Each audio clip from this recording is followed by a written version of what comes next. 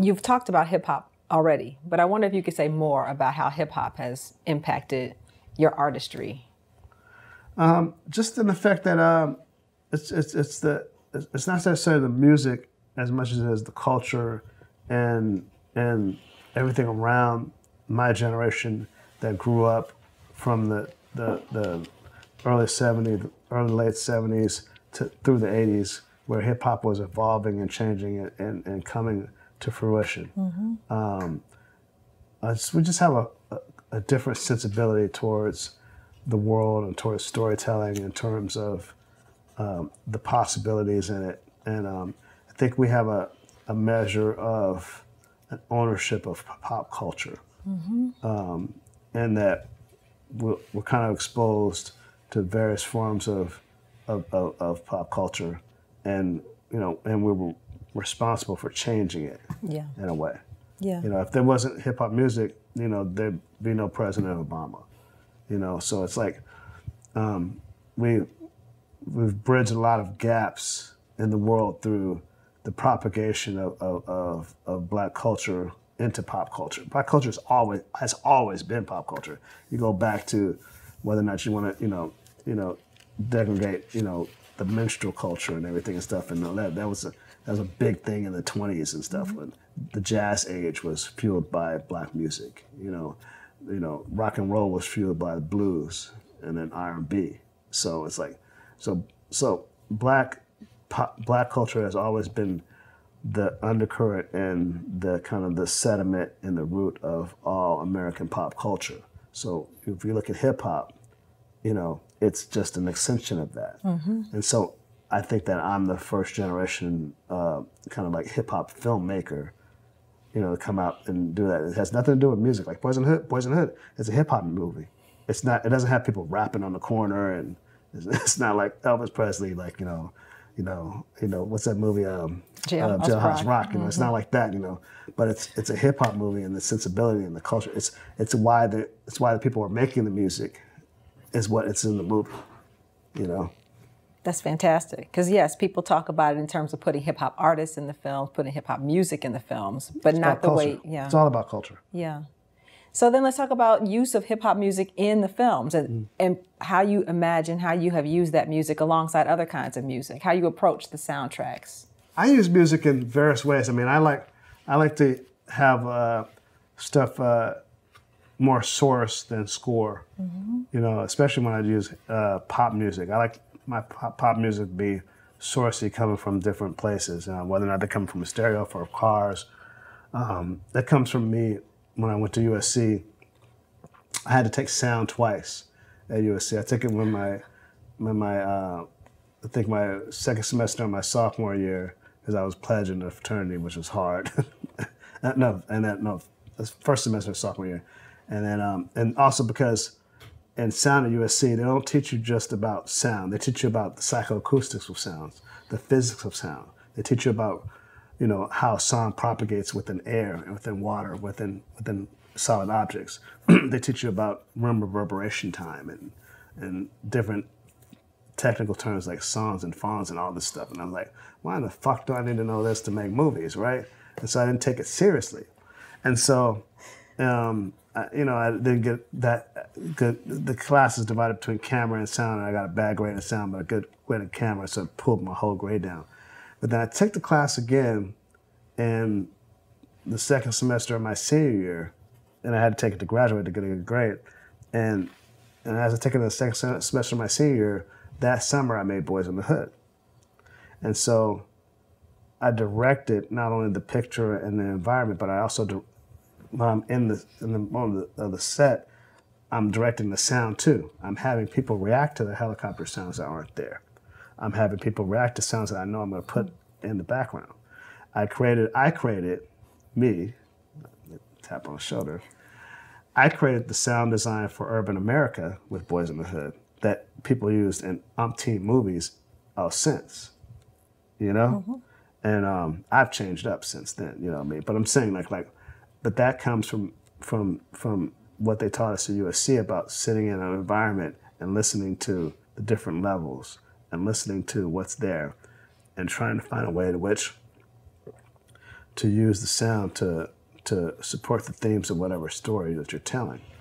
You know, it's not just about being loud. It's about what you're putting in there, and about the different levels, and about there's a rhythm to it. You know, and you know, there may be stuff that it's there. It's more felt than heard. It's there. If you really listen to it, it's there. You can hear it, but it should be more felt than heard. And that's stuff that I work on with every project, whether it's TV or film or TV. I'm always trying to find a way to elevate those other elements, you know, within sound. That's amazing, because it really does capture. That's like the psychology of living in that environment. Yeah, there's a moment in Boys in the Hood where one of the best moments I feel I did in terms of directing the sound was when Ricky gets shot.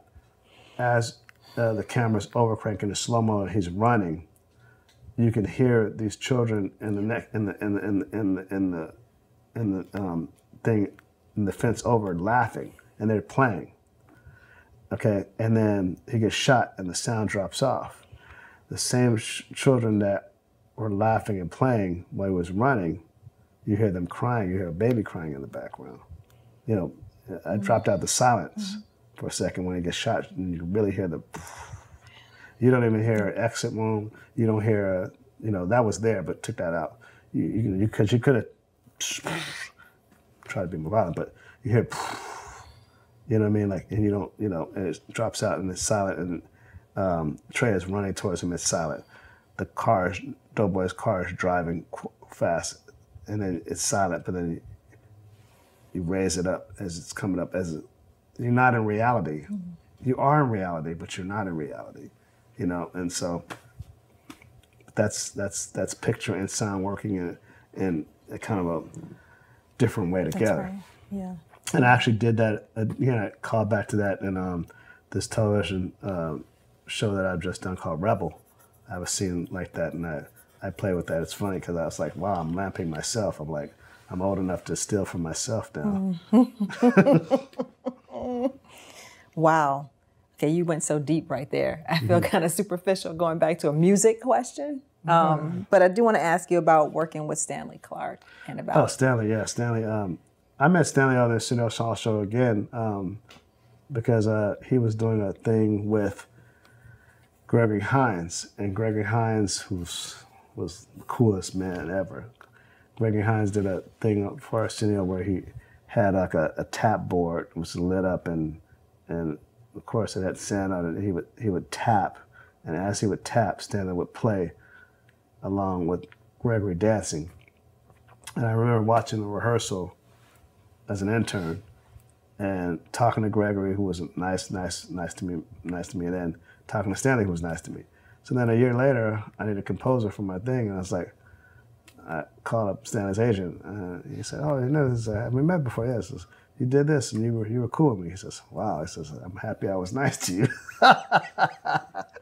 And we ended up doing 3 movies together, In that work relationship? Would you yes. say? How did that?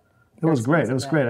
Because I'm a frustrated musician myself. I just love to sit up with people who really know their stuff and just glean some knowledge from them. I also wanted to ask you about Ruth Carter, who you've worked with. Ruth, yeah. Both on contemporary and more historical kinds of projects. Yeah, Ruthie. Damn, how many movies have I done with Ruthie now? I've done Rosewood, Baby Boy, Shaft, 4 Brothers. I've done 5 movies with Ruthie. What's it like working with her? She's phenomenal, man. She's the best in the business. 2 Academy Award nominations, and she just really, really gets how the costumes really change and support the thematic of whatever story. I think it was Ruthie and me that gave Sam Jackson the look that he got for Shaft. Because before Shaft, nobody thought Sam Jackson was sexy. We gave him the goatee, we gave him the clothes, and Sam, they're like, it was a new dude. And he went on and did 40 movies with that look. So, all right. Yeah, that was Ruth Carter. Wow. And me, our collaboration. Wow. How would you say that, well, you've already kind of said this, but I want to hear you say more about how real world events impact your work. And I guess I'm thinking back to something like Poetic Justice, where 2 weeks into shooting the film, the Rodney King verdict comes out, and you have this period of rioting. We were the only movie that didn't stop filming when that happened, when the LA riots happened. We were up in actually Simi Valley. We were. That's how I ended up at the courthouse that day, because I was on my way to Simi Valley to shoot Poetic Justice anyway. And so I just stopped off and tried to confront the cops that were just exonerated for beating and lynching Rodney King. And so, I mean, hey, you know, and then we ended up shooting some of the footage and putting it in the picture. I guess I'm also thinking about something like the death of your friend, Tupac Shakur, right? And the way that kind of the art and life ironies sometimes can impact an artist's work. Yeah, I mean, you know, I think after Tupac died, it was I don't know. I mean, it's funny because we had a professional relationship and everything. But we also had a personal relationship. He wouldn't allow anybody to get too close to him, but he wouldn't allow anybody to get too far from him if he really cared about you. You know, and he was, the loss of him was like, it's like, imagine if Scorsese lost Robert De Niro. That was what it was for me, because we were like, I look at Martin Scorsese and Robert De Niro. They grew up and they grew up in and around Little Italy. You know, they were contemporaries. They knew each other from afar as kids. They weren't really close, but they started their professional careers, you know, in a similar time, and then they started doing projects together, and they were collaborators. So that's what I lost when Tupac was murdered. Like, I lost someone who was from my generation, who was serious about about his art, you know, and what he did, and a collaborator, you know. And I don't think I've ever recovered. I don't think I've ever gotten somebody like that since. Wow. You know what I mean? Yeah. I haven't. Does the project Baby Boy in some ways reflect some of your thinking about Tupac, your relationship with him? The Baby Boy doesn't reflect my relationship with Tupac. It was a movie that I developed for him. It was a movie that I developed that I was going to do with him. And the last time that we spoke, it was at the Crenshaw Mall, and I said, I got the movie that's going to get you an Oscar nomination. This, and we were supposed to have a meeting and lunch, and within a week he was gone. And I put it on the shelf and hadn't really thought about it, you know, until just before I did Shaft, and then I met Tyrese, and I was like, okay, you know, he's from Watts, you know, as a kid, he could probably do this. And I met Taraji at the time too, and stuff and everything. And then I went off to do Shaft, and I came back to Baby Boy. I was in New York for like a year, and then I went back to LA. I said, I gotta do something LA. I get in these LA modes, like, I gotta do LA, right? Went back to South Central Los Angeles, and I just went back in the neighborhood and did what I wanted to do, like, you know, a truly LA movie that some people, you know, I mean, some people remember me or love that movie, you know, as much as they love Boys in the Hood, because it's so indelible to what that experience is, and so specific to what that experience is. And I did the same thing I did on Boys in the Hood, even more so, you know, not just with a pretty much predominantly black crew, but, you know, I had every gang member, everybody, you know, friends, families, my own children in that movie. I just made it a really personal kind of thing. You know, my mama's in a scene. So I was like, you know, I just try to like really like make it part and parcel of me, you know. And it was a very fun film. I think it reminds me of those films that they used to make in the Italian neo-realist tradition, where they would make these films that were very real, but they'd have these surreal elements in them. You know, with I think it was Rossellini and Cesare Zavattini, and who else that did that Miracle in Milan? Was it Zavattini?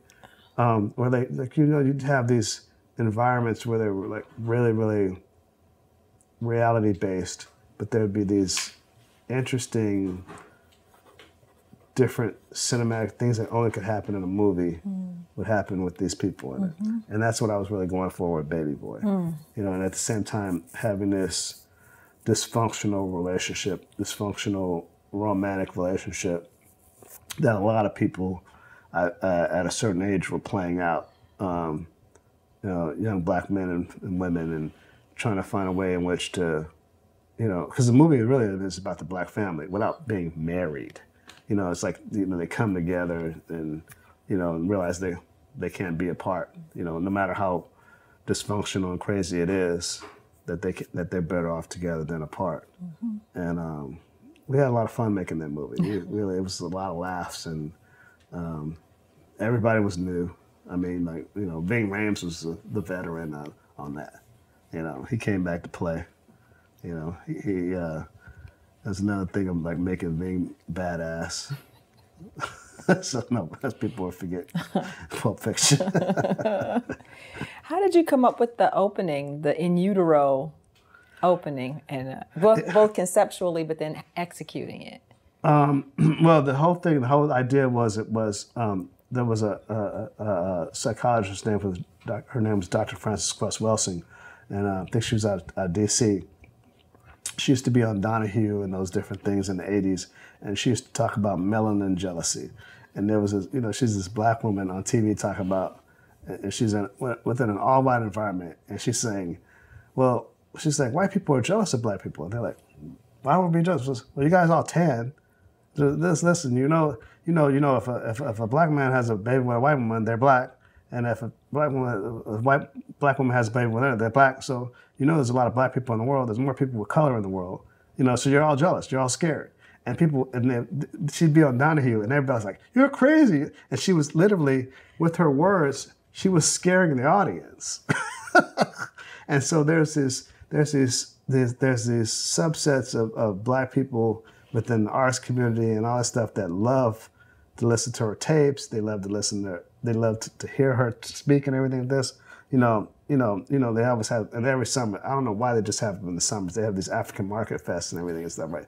And everybody got the dashikis, and they got this and this and this chic, and people eat they eat the summer food and stuff like this, and they always have her stuff there, right? And I was like, I heard her do this thing about this analogy talking about, the black man in America as a baby, a not yet fully formed being that has yet to realize his full potential, to support, and she says, what does he call it? She goes, what does he call his woman, mama? What does he call his girl, baby? And what does he call his place of residence, the crib? And she's a hip hop artist. She was 60-something years old, but she's she's rapping this shit, right? And she just dropping factoids or whatever, you know what I mean? Some of it's all based, but some of it's right on point, right? So I was like, what if I visualize this for an audience? So I was like, okay, let me take this guy and put him as a grown man in the womb. And so I had the idea, I storyboarded it and stuff. We did it in a swimming pool. We made the thing. I don't know. It wasn't Stan Winston's people. It was some model shop did it. They made a womb for us. It was like fiberglass and all this stuff. They even made a kind of a umbilical cord that pumped and everything and stuff. And we put it in. And Tyrese's first day on the set, he had to go down into a swimming pool and he had to hold his breath and act like he was a baby. And it was like, and we just pull the camera back underwater. And it's like, it's perfect, man. It's like, I'm really proud of that image because it's like, it's really freaky. You know what I mean? It's like, yo, I've never seen that before. It's like one of those things that you want to set off a movie with a great defining opening image. The defining opening image is what the movie thematically should be about. And it's really pushing these boundaries in terms of like that realism, surrealism thing you were talking about. Yeah, before. Yeah. Just really like, no one wants to see a damn documentary, but you want to see something with some kind of weight to it, story-wise, culture-wise, and then you want to see something that's hip. And the movie is a hip movie. I mean, people still watch it nowadays. It's watching in a loop and everything. It's because they're like, I always say kind of like the hardest thing to do is to shock black people because our experience in this country is just so damn shocking anyway, right? But to do it in a story thing, like, you know, a shock. I made that movie to make comment about certain things that I had issue with, and people will laugh at the stuff. But they're also laughing very uncomfortably because it's like, oh my God, I know someone like this, or oh my God, I'm like this, or oh my God, like I'm living this experience. So that recognition. Yeah, exactly. Did you think of that as part of a trilogy? Were you thinking of this because it's been described in terms of people looking at? That was kind of like what I called my Hood trilogy, that Poetic Justice, Boys in the Hood, Poetic Justice, and Boys in the Hood. But I look at it now as like, you know, like it's kind of like part of my experience, my personal experience, and you know, of growing up a certain way and being able to dramatize that. Like I have a new show that's going to be on FX called Snowfall, which parts of it happened in LA in the early 80s, before Boys in the Hood, in 1983. You know what I mean? And it's how cocaine changed LA. It's before crack. And you see, you know, how when that comes in, it changes. But it's South Central, it's the San Fernando Valley, and it's East LA. You know, so it's like, you see how Los Angeles is evolving and changing because of the proliferation of cocaine, not crack, cocaine. You know, with the CIA basically facilitating a drug pipeline into the West. So. Wow. And it's hip and cool and top. Hip and cool has to be. With cool music, all that 80s music, you know. That's really good music. Yes. Yeah. I should have asked you when you were talking about the opening of Baby Boy, like how you think about the openings of your films more generally, where you are making that first statement. I said it, though. Yeah, It's but for fine. other films, you know? I mean, I always try to think about what's the defining image of the first image of the film and how it thematically can impinge on the rest of the film. I mean, the opening of Boys in the Hood is a stop sign. You know what I mean? You know, and you move to a stop sign where the 747 is going overhead and blurring out a sound, you know? Yep. What about Too Fast, Too Furious? Too Fast, I think Too Fast, Too Furious is a truck pulling up, you know what I mean? And then I guess a sexy girl puts in like kind of a sign that like blocks the street off. You know?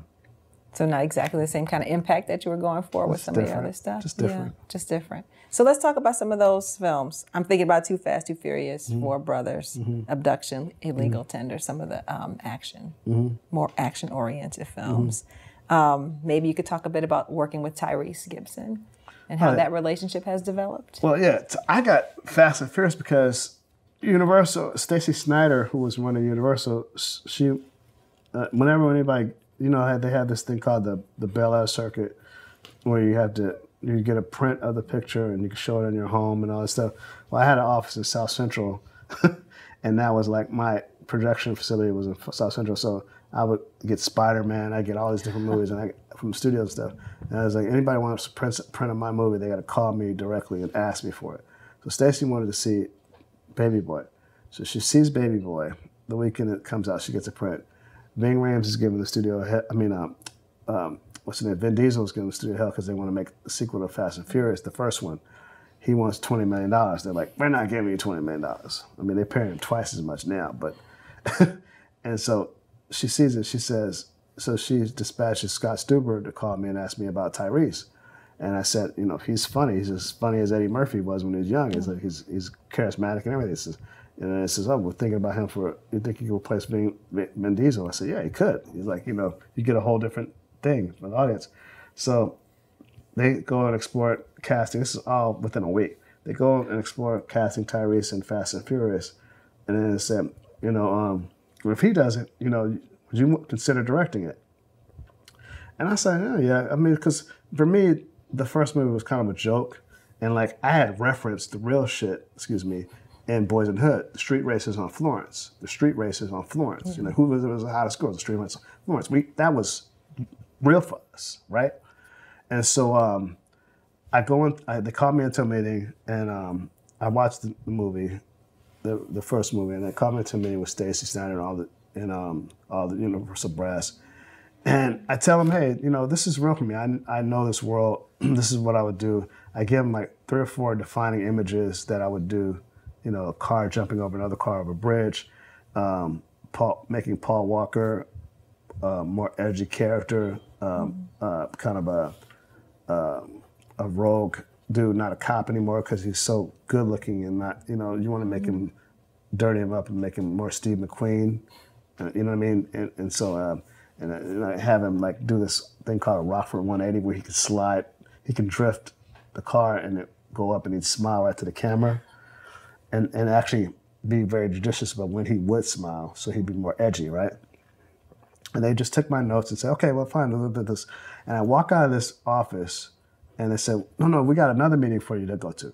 And I go on this other meeting. I said, you got another meeting. So I go on this other meeting and I walk into the meeting and it's a production meeting. I said, okay, well, we got the director. We got what, 4 months before shooting. And I got the job and I didn't even know I had the job. They needed a director. And we had no script. And I took the writers to the Lowells of Santa Monica because they were going to fire them. I said, no, we're going to work this shit out within 3 days. And we actually hammered out a script, you know, and made it better so that you know, they always have they have action set pieces and then they have these informational scenes that are just filler for the set pieces. Well, I always feel in an action film, the informational scenes and the filler scenes have to be as entertaining as the set pieces. Otherwise, the audience is going like this. When the set piece comes, they go, and then when people start talking, they go, they should go the whole time, you know? And so they sent us down to Miami for about 8 months and, you know, we had fun, me and Paul and Tyrese, and I got them together. They bonded really tight, and I called my friend Cole Hauser, who was in Higher Learning. He's in it, and you know, Ludacris. I got Ludacris to do the picture, we formed a great relationship off of that, breaking another rapper. And I mean, hey, like I said, we were in Miami for 8 months. We had a blast. I still have a place down there because of that movie. Which crew members do you collaborate with the closest when you're putting together action sequences? Like, how does that work? Always my DP and my camera operators. I mean, I'm you know, the DP and the camera. I'm always with the DP and the camera. I'm not one of those sit on their butts directors behind a chair and a monitor. I'm always right next to the camera. I'm right next to the camera and I'm officiating because you want to be close to the action. You want to be close to the camera and you want to be close to the actors. You want to be able to just, you know, if you got to touch the actor, you're right there. You know what I mean? Like, and I think that gives people when they give them their performances, because it's our job to really help guide those performances. And even if the actor, even if a lot of actors, at least in this generation, depends on where they are. If they're from theater or they're from just movies and TV, it doesn't matter what they have, what kind of personalities they have, if they're cantankerous or if they're moody or if they're an actress that has personal problems, whatever, they all want to be guided. You know, this is something I learned very long ago. They all want guidance. They want to know that they're in good hands, that they're working with someone that they trust, that really, for the experience of working with them, that they're not going to lead them astray because it's their careers. Yeah. You know what I mean? Yeah. And so if you can give them that in a way that's very organic and they feel very comfortable with you, they'll do anything for you. And I mean, I found that out over the years, and that's kind of like what I try to, the energy that I try to give off whenever I'm working on anything. That's a really powerful insight. Yes. How are the days when you're doing the kind of set pieces on the set?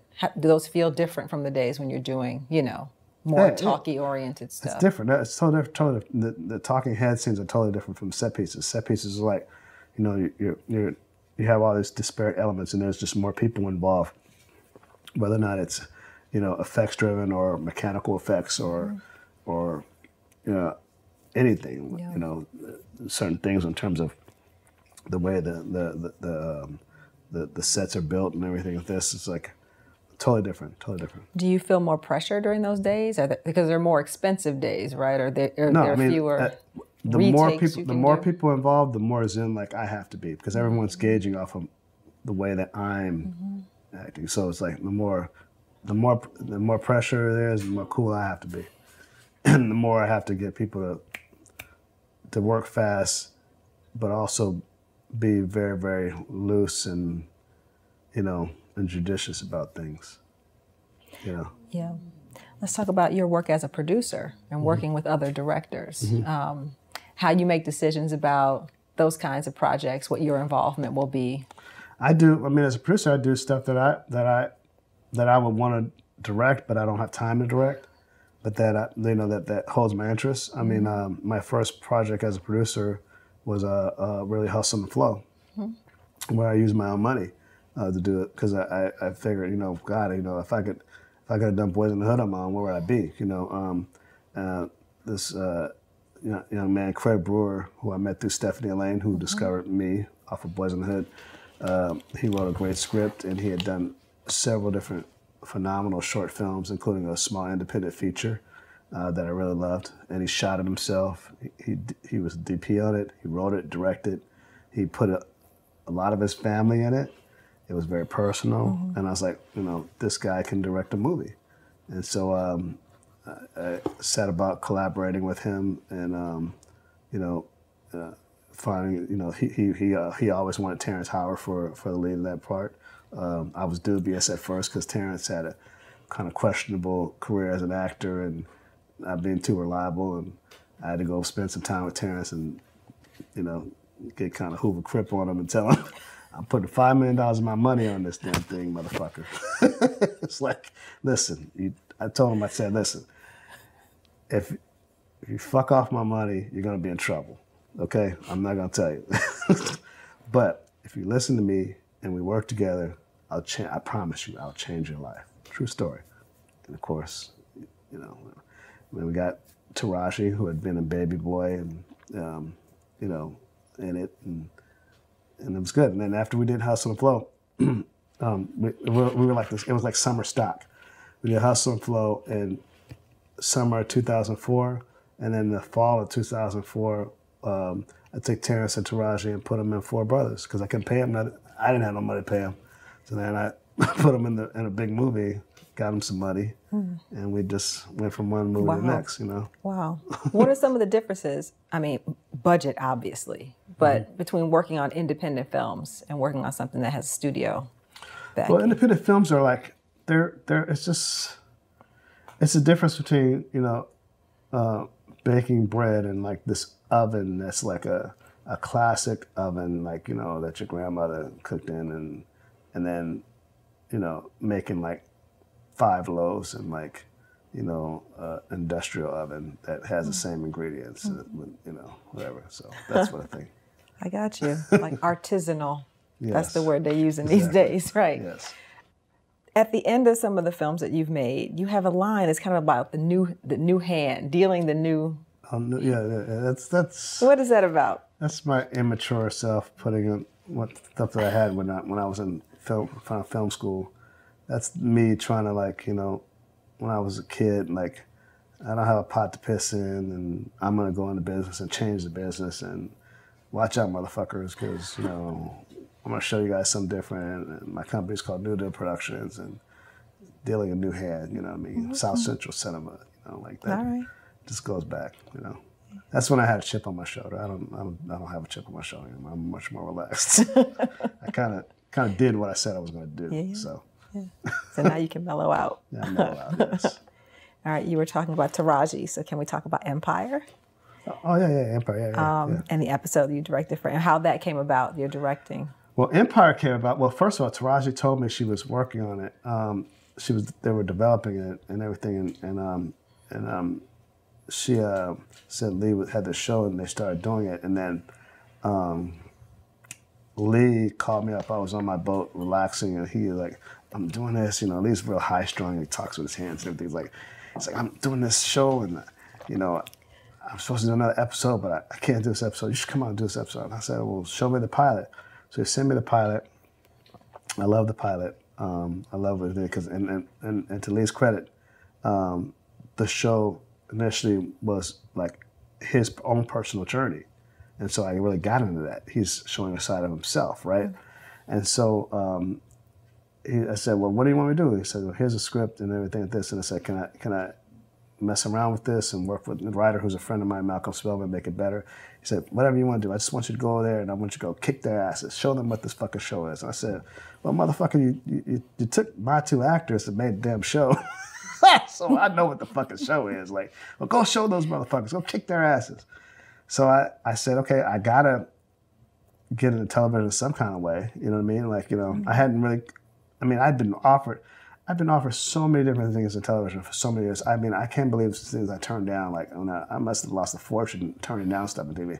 I'm like, I could have done The Wire, we're working on The Wire, Criminal Minds, you know what I mean? Like, all these different shows over the years, because I was just ensconced in film. It was just that you thought the film was a more Well, I just thought film medium? was my medium, and I thought there was more hands in television, watering down, not wanting to have potent stories and everything. But that evolved and changed because they're in a competition for eyes. So, you know, when you're in a competition for eyes, you want to have the strongest stories possible, the strongest impact possible. So even if you do have more people, you know, going over the stuff. So anyway, so I said, okay, this would be a nice entry, easy. I'm working with 2 people I know. So I ended up going to Chicago and working at Empire and just set about trying to like put my personal stamp on this episode. And so, and I did. I mean, like, you know, everyone loved what I did. Yeah. And I said, you know, I know what the show is. This was the show. I told you. They said, our show is this. I said, you guys don't know what this fucking show is. I was like, so why would I do that? I said, the show is this.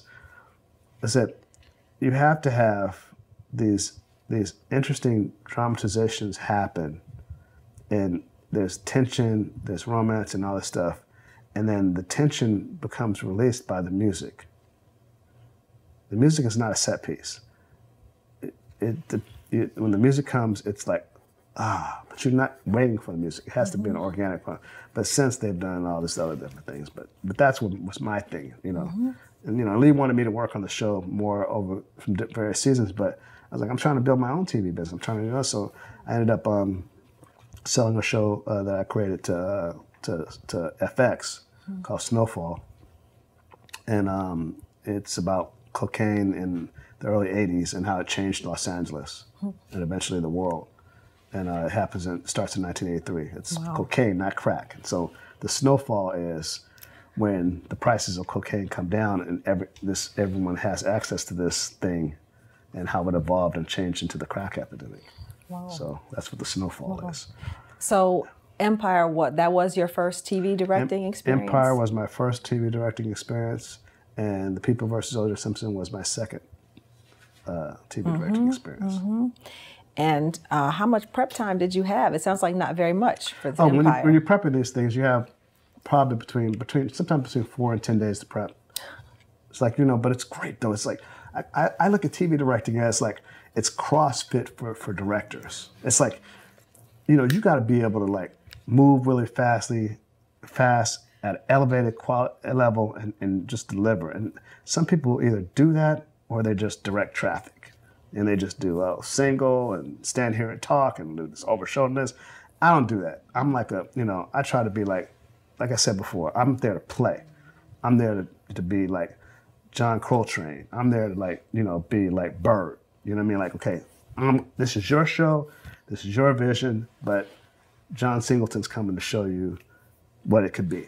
So, and like, that's the fun of it. Like when I come in and do something like that. So that's kind of when I approach doing it. You know, I just want to go in and flip it in a different way that only I can flip it in. Yeah, really bring your chops to it. Yeah, bring my chops to it. Yeah, and have fun. You know, what I mean, just bring my energy to whatever else anybody's trying to do. That's what I try to do. How involved are you in post-production for that episode or for other TV work that you've done? I mean, you know, you get a little bit of time to cut it. The cool thing about doing TV also is that I'm able to play like William Wyler, like John Ford, like Michael Curtiz, like the prominent directors of the late 30s, early 40s, were when they worked for various studios and they weren't allowed to cut their movies, but they shot their movies the way they wanted them to be cut. So that's what I do in TV. It's shot exactly the way I wanted it to be edited. So you have very few choices, but they let me do that. like certain journeyman TV directors don't want to do that. They're like, give us more stuff. Because I'm doing exactly what's in the service of the story, and I'm elevating what's in the story. So it's for me. It's like I'm able to play that, you know, and it's allowing me to do what those directors that I really admire of the golden age of film did. They did umpteen movies a year, because they were able to go from one set to the next, you know, and do a Western, do a drama, do a comedy. But there was a personal stamp to each one of them. You could feel their personal stamp on everything they did. And that's me playing in the television field. That's what I'm doing. And it's working. It's great. Because what you're describing in my nerdy film studies world, right, that's what makes the auteur. Because you're in this kind of factory environment, but you find a way for your own voice to come through. Well, try to find some auteur is like authorship. Like, yes, it's written by someone else and everything, but you try to find a way to make that vision as specific as possible to you, regardless of whatever it is. And that's what, that's all what any artist worth their salt wants to do. You don't want to homogenize whatever you're doing. You want it to be specific to personal expression, because in this whole thing, I mean, everybody has a need to be heard, to be seen, to say, like in this small particular time in which we're here on this planet, that I was here in this time and age, right? But not everybody has creative wherewithal or a medium in which to do that in, to say, boom, or to paint it, or to like make a song and everything and stuff. So I look at that. I look at this thing as my thing, just. And I can take other people's stories and put like my own funk on it, and then give it something different. So how do you balance that on the one hand, you want your own voice to come through. On the other hand, you have in TV executives who know this has to be cut together and may not, I don't know. I mean, I've been lucky enough so far. I mean, like I've worked with the tops of the business, and they just said, make it, do it, give us something different. Okay. You know what I mean? Whether or not it's Ryan Murphy or Showtime and everything, it's like, hey, do something. And if I deliver, it's fine. You know what I mean? As long as I deliver it, cool. So let's talk about Ryan Murphy and the People versus O.J. Simpson. How you got involved with that project? I called up. I knew that they were working on it, and I called up Ryan and Scott Alexander and Larry Kazarinsky, who are UFC veterans, and I just said, I got to give it to John. They said, okay, we got to get you down together, Ryan. So me, Ryan, and Nina Jacobson and Brad Simpson sat down. And I said, listen, I haven't read Jeffrey Toobin's book, but I read Fred Resnick's book. And I was just like, listen, I told him, when OJ was alive and before all this stuff happened, if you were in Santa Monica and you were on Ocean and you saw a big old black head going down the street from afar, you knew that was either OJ or Marcus Allen. And they were living a different life than any other black men in America, right? They grew up, they came out of segregation, but they were sports figures. They were celebrated by all the white men. Mm-hmm. They could have all the white women they wanted. They had all this money. They had prestige, and they ensconced themselves in a certain part of West LA in Santa Monica where that was their fiefdom. And he transcended race. He was OJ. He wasn't black. He celebrated that, right? He celebrated that, and as far away as he could. And then this incident happened, and it changed and evolved, and he became. Black people wrote him off. I told them what they knew already, but from my perspective, and I said, what I'm worried about is how real you guys are going to get. Well, we're going to get real. I said, you're not going to get real because you ain't me. And it wasn't like an interview. It was like more like just me talking to them as a friend. Like, I want you guys. I want to be a part of it, but if I'm not a part of it, just think about this. I was just hanging out with them. I said, well, we want you to. So I was supposed to do 2 of the episodes, but because I sold the show to the same network, FX, I only could do 1 episode. And they didn't want to tell Ryan that they wanted to pull me from it and just my show. I said, no, I got to do this. This is great, And so I was supposed to do 2 episodes, but it was a great experience. And they, as I'm shooting it, I mean, in television, it's great because it's more of a producer's writer's meeting. So you have the producers there with you while you're shooting it, but they watched me for a few days and said, "You got it, do it. You're making it." I mean, and that's what I love. I love when I come on the set and and I'm working and people feel my mettle and then they have a certain confidence in what they're getting. It's much more elevated than anybody else that they're working with. And I mean, as a professional, everybody wants to have that. Okay, you do the best in what you do. You know what I mean? And that's what I loved about working on that. And it was my second time working in TV, so it was like, I didn't look at it as a TV show. I looked at it as a film. Yeah. What new things did you learn in that experience about television or about just I learned production because I learned more like I really at film I'm not really an A/B camera person. I'm a single camera person. I think the camera is the paintbrush upon which we do our canvas and everything. We paint our whole canvas. But on that thing there was A, B, C. We're in a courtroom, and sometimes D. And like I said before, I was able to go and think in terms of multi-camera, but not shooting not shooting junk. I shoot very specific small mini masters. I know I want to go from this point. There's like a dance move, like every shot has a beginning, middle, and end. It's 1, 2, 3, 1, 2, 3. If I can stand up, 1, 2, 3. So I'm going from A, B, C, and I know that this one's going to dovetail into this shot. So it's me thinking, but also me feeling and knowing the script and knowing the story and knowing what scenes we're going to do and how this shot's going to tell this, and then here I want a reaction right here, and then I'm able to stop within a take and say, OJ, get ready, and then give me a good look, and then the camera's moving in, and then tell the operator. So I'm telling 3 different operators what to do at the time, and I'm getting those pieces. You know what I mean? And it's like, it's great. Yeah.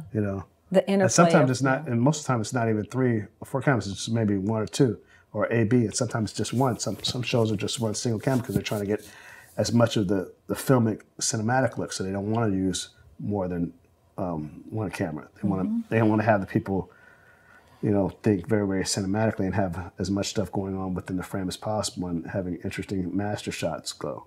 So, well, like I said, but television has it done for me is it's allowed me to really play my game much more than every other year or every 2 years, every 3 years. That's what it's done. I'm like on the floor. I'm on the floor. I'm doing it.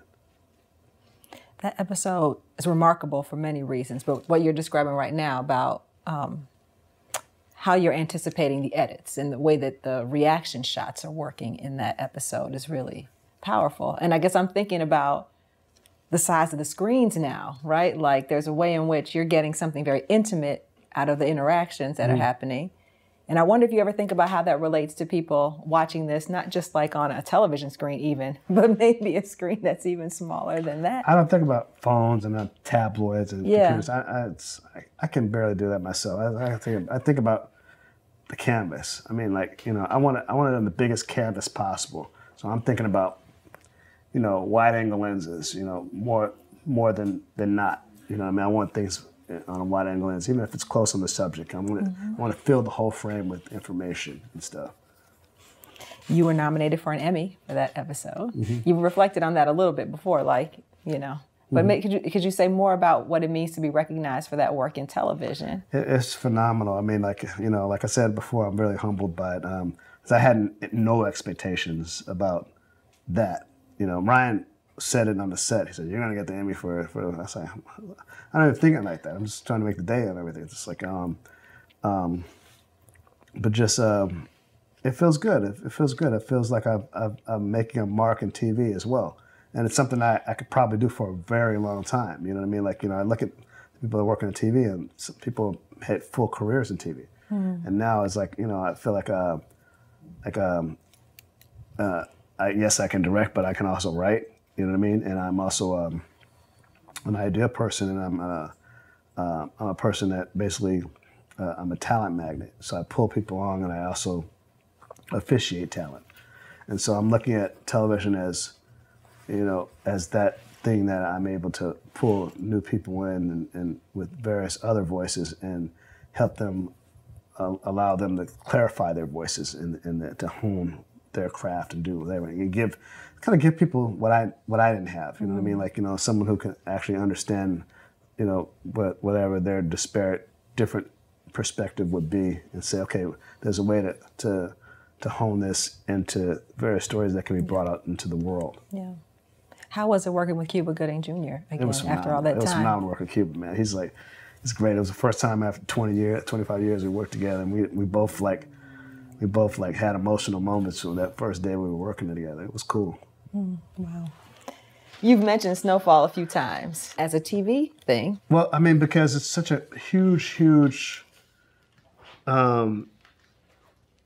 canvas to talk about how basically the drugs changed first LA, but also America. Mm-hmm. You know, because, you know, if you don't have drugs, you don't have the changing of the laws, the drug laws. You don't have the whole thing with the prison industrial complex and the, you know, and how things became even more of a police state, and how people became more of we had a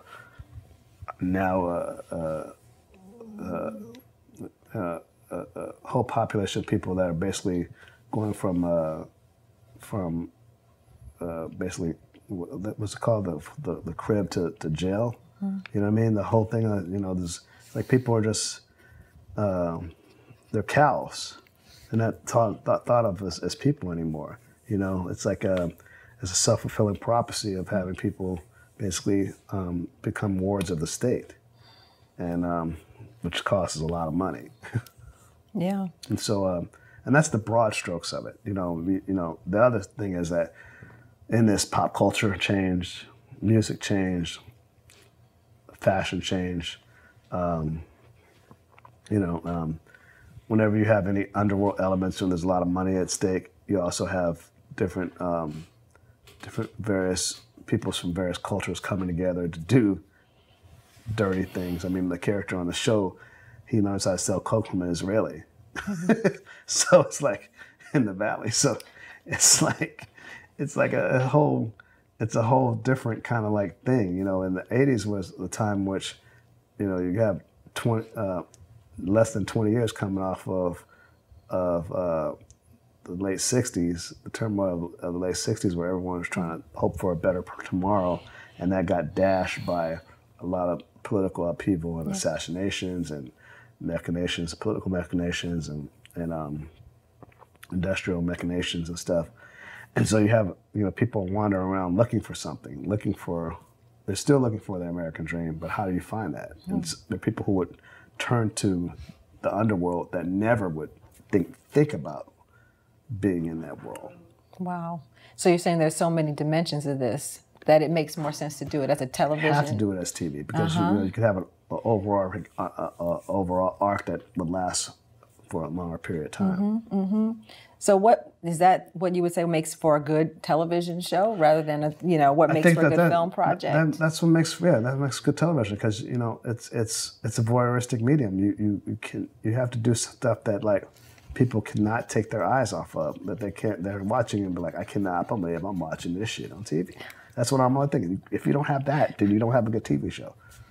So then what's the secret to make for what a good film project is for you? It's a part and parcel of the same thing, but it's more of a compact thing. It's more of a more kind of like, you know, the aha moment, or that moment where you want to go and spend, 92 hours in that space and watching it and pay that money to see it. Yeah. And you want to own it, you know what I mean? And you want to watch it again, and you want to tell your friends to watch it. Or that's what movies are. That's really helpful. Mm-hmm. How would you say the industry has changed since you started off? I think they're more risk averse. They're more averse to taking chances. I mean, I never could have made Boys in the Hood in this medium. I mean, coming out of college and then giving somebody $6 million, to make a movie. It's hard for me to get $6 million to make a movie now. So let alone $8 million or $10 million to do a whole TV show. So it's just totally risk averse. Mm-hmm. What would you say, or what have you seen in terms of opportunities for African Americans in the industry now, as opposed to when you started? There's more in TV than it is in film. Much more in TV. Why is that, do you think? Because the audience is bigger and there's more voices and there's more need for product. And it's like, there's an industrial thing of like, and then there's also even more of an emphasis on authenticity in TV. I mean, I think that there's a possibility of having more authenticity in TV than it is on film. And TV's getting more respect now. Yes. Yeah.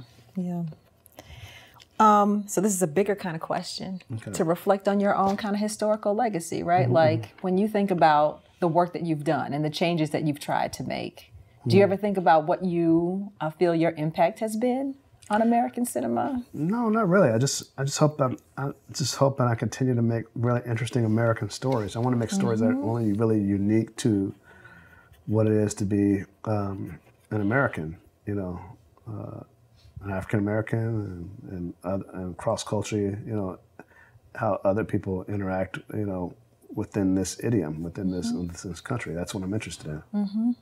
It always seems in your interviews that you see yourself as a politically conscious filmmaker, a socially conscious filmmaker. Do you think of yourself that way? I think I'm not political because I could. Some parts of me could give a damn less about what there's certain things that political machinations that never are going to change. Mm-hmm. But I think social change is always possible. And social change is always possible with interaction. When people interact with each other in various ways. So I would just say that I'm that person that is like, like I said before, like Gordon Parks, I'm a cosmopolitan black man. You know what I mean? I have different sensibilities, different artistic sensibilities, different social sensibilities. And so they all are part and parcel of these films that I make or these television shows I make, and me having a conversation with various people through what I'm doing. Yeah. That's what I say. Yeah. This year there have been so many people reflecting on 1991, the 25th anniversary of 1991. And it would be great to hear your sense of what Black filmmaking was like in that period where there was so much excitement, right? And how that compares to today. Well, people, I think back then were really more, they were more trying to get a voice out and these various disparate voices out.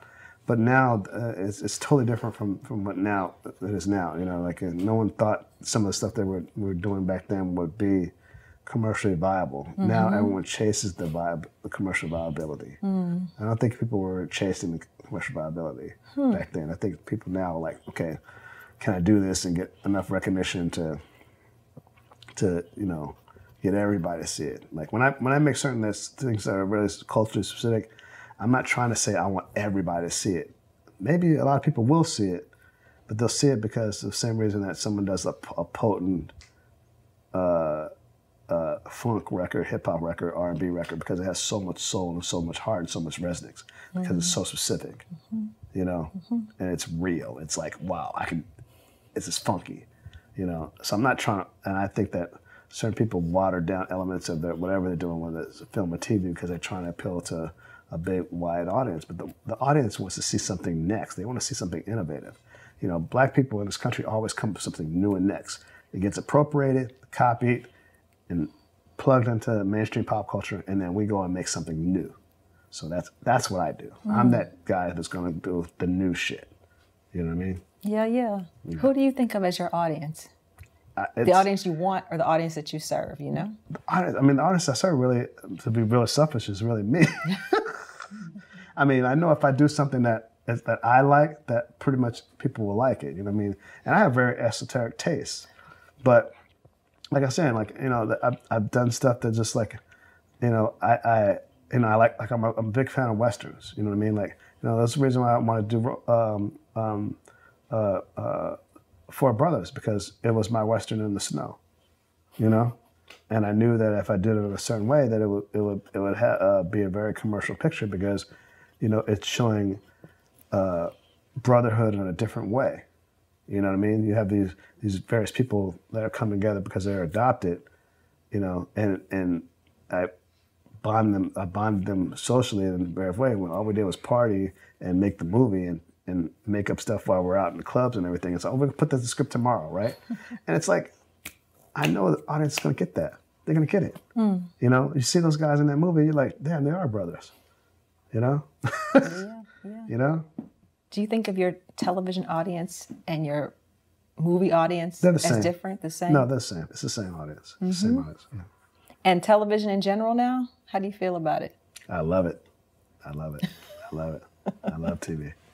I love TV. I love movies too, but I love movies too, but I'm loving television because it's actually allowing me to think about, to get on the floor and try different things.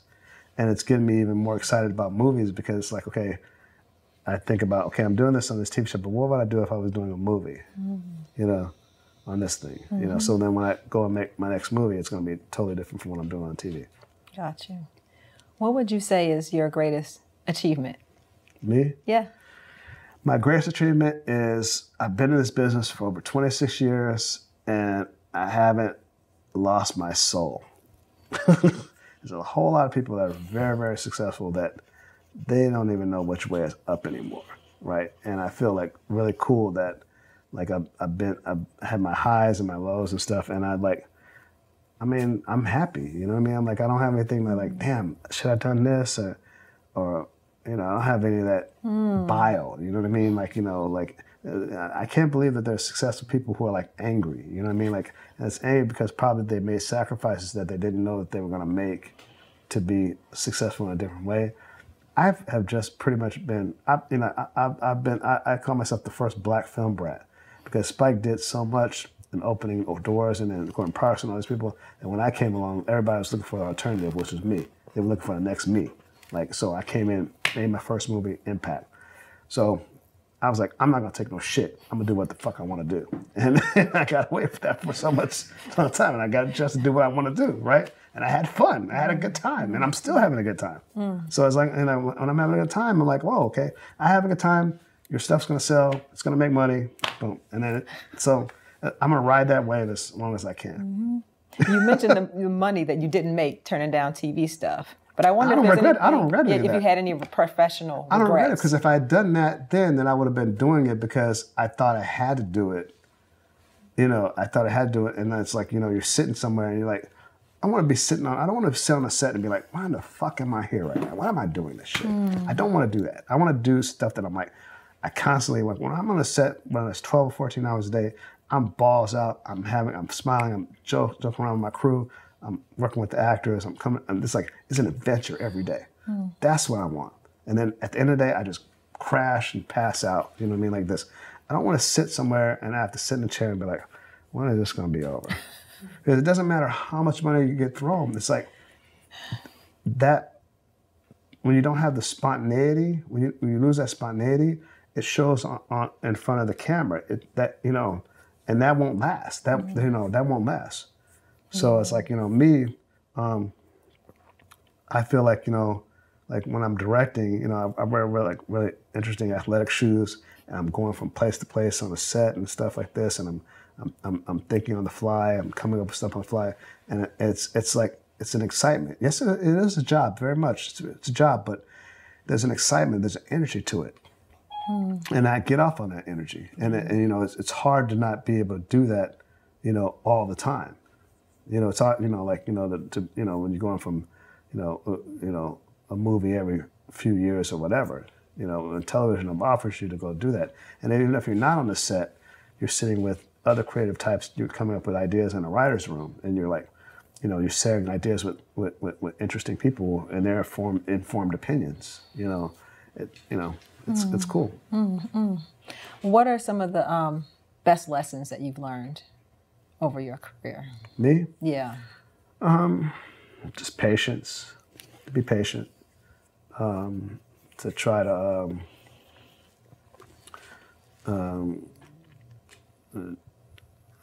be well read and relaxed. When things aren't working out, don't panic. I mean, I learned that early on. I never was a panicker. I never been a person to panic. I mean, outside of this, I spent a lot of time sailing. Out of Marina del Rey. I go out to Mexico. I go out on islands. 50, 100 miles offshore and stuff like this. And that's when you learn stuff. Because you're like, you're at the mercy of the elements. You get close to God and stuff. So, and it's the same as directing. you know, totally much the same as directing.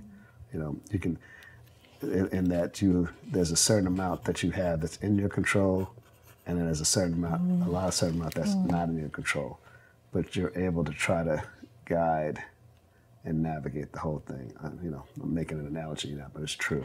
You know, that's nice. Do you have a something you would call your favorite project that you've done? That I've done? Yeah.